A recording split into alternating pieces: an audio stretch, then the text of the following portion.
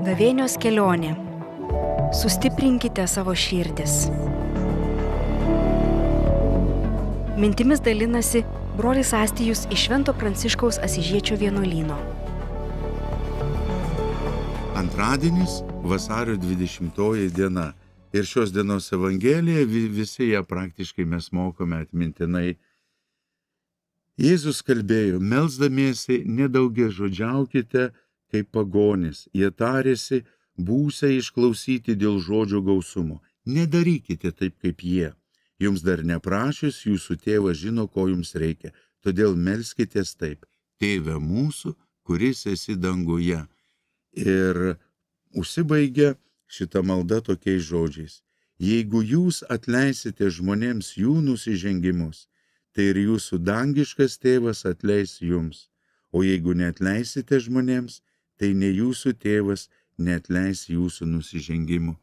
Taigi, iš tiesų vienas iš svarbiausių dalykų toje maldoje Tėve mūsų yra va tas Jėzaus paaiškinimas, atlaidumas, pasigailėjimas.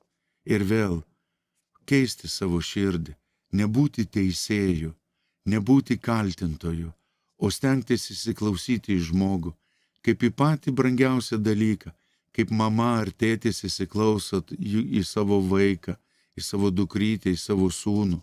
Jiems dargi neprašus, jau jūs, tėvai vyresnieji, jūs juk matote, ko jų širdelės nori, arba kad jų širdelės išgyvena kažkokį suspaudimą, skausmą. Taigi, šaukia Viešpats į gailestingumą ir atlaidumą.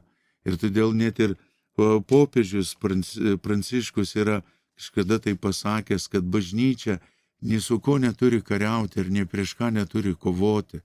Iš tikrųjų, Kristus viską jau nugalėjo. Bažnyčia yra karo lauko ligoninė.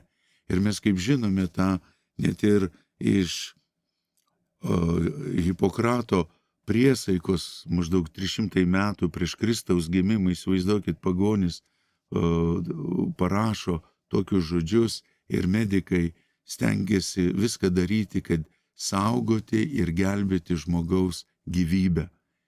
Tai ir dabar, kai vyksta tas karas Ukrainoje, ukrainiečių medikas turi šalia esančio ukrainiečio sužeisto kareivio paguldytą rusų okupacinės kariuomenės kareivį, kuris atėjo žudyti, naikinti, griauti, tyčiotis. Ir jis turi lygiai taip pat gydyti ir savo tautietį, ir priešą. Ir tai daro medikai. Tai kaip mes, katalikai, kaip mes krikščionys, galime būti kitokie? Ir įsiklausykime popiežiaus žodžius. Karo lauko ligoninė. Visi yra reikalingi kažkokio dėmesio, visiems reikia pagijimo. Ir netgi tiems baisiesiems diktatoriams ir priešams, juk jie yra nelaimingi žmonės. Jie ir negalime jų nuteisti, bet turime kažkokiu būdu prašyti Dievo išgydymo malonės tiems, kurie iš tiesų išgyvena tą juodą laikotarpį savo gyvenime. Taigi, kalbėdami maldą Tėve mūsų, Jėzus nori priminti, kad būtume gailestingi vieni kitiems, nes gailestingumas atveria mums Dievo karalystės duris. Būkit palaiminti. Gavėnios kelionė.